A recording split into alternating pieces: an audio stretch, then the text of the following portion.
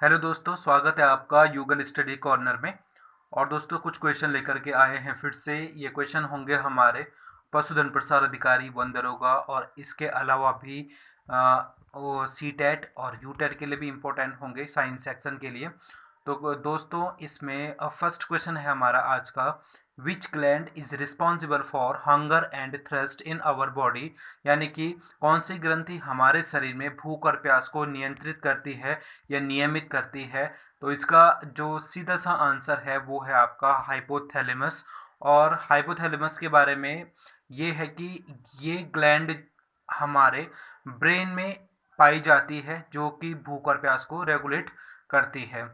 Hypothalamus को master of master gland भी कहा जाता है दोस्तों, ये वाला पॉइंट भी इम्पोर्टेंट है। और इसके लिए ये भी कहा जाता है कि जो हमारे लव को भी कंट्रोल करता है, यानी कि प्रेम को या प्यार को कंट्रोल करने वाली जो ग्लैंड है इसी के लिए कहा जाता है कि वो हाइपोथैलेमस है। दूसरा क्वेश्चन है दोस्तों हमारा, which gas has rotten fish like smell, यानी कि उस गैस का नाम बताइए जिसमें सड़ी मछली जैसी स्मेल आती है। तो ये क्वेश्चन बहुत बार पूछा गया है पेपर में, मोस्ट इम्पोर्टेंट भी है। तो इसका राइट आंसर है ओजोन। ओजोन जिसका फॉर्मूला O3 यानी कि ऑक्सीजन के 3 परमाणु से या O2 plus O equals to O3 हम कह सकते हैं, इस प्रकार से बनती है ओजोन। और ओजोन के बारे में कहा जाता है कि ozone is present on stratosphere, यानी कि समताप मंडल में ओजोन गैस पाई जाती है जहां पर हमारे जेट प्लेन वगैरह उड़ाए जाते हैं। इसके बाद ओजोन से एक और पॉइंट भी बन जाता है, कई बार आप लोगों ने सुना होगा मॉन्ट्रियल प्रोटोकॉल के बारे में। कई बार पूछा जाता है कि मॉन्ट्रियल प्रोटोकॉल का संबंध किससे है, तो उसमें डिफरेंट ऑप्शन हमें मिलते हैं, लेकिन यहाँ पर इसका राइट आंसर होगा ओजोन लेयर प्रोटेक्शन से। ओजोन लेयर प्रोटेक्शन से संबंधित होगा मॉन्ट्रियल प्रोटोकॉल। एक और पॉइंट यहाँ पर बनता है, ओजोन लेयर की मोटाई किस में मापी जाती है। तो हमें पता है कि ओजोन लेयर की जो मोटाई मापी जाती है वो डॉप्सन इकाई में मापी जाती है। नेक्स्ट क्वेश्चन है दोस्तों, इसमें ये क्वेश्चन फिजिक्स से रिलेटेड है वैसे। With which form of energy is Doppler effect related, यानी कि डॉपलर जो इफेक्ट है वो किस एनर्जी को रिलेट करता है या किस एनर्जी से रिलेटेड है। तो इसका राइट आंसर होगा साउंड एनर्जी से। और साउंड एनर्जी इससे रिलेटेड है, इसमें ये कहा जाता है कि ध्वनि की जो प्रबलता होगी वो इन्वर्सली प्रोपोर्शन होगी किसके, डिस्टेंस के। तो एक पॉइंट ये भी बन जाता है कई बार पेपर में। आगे चलते हैं इसमें,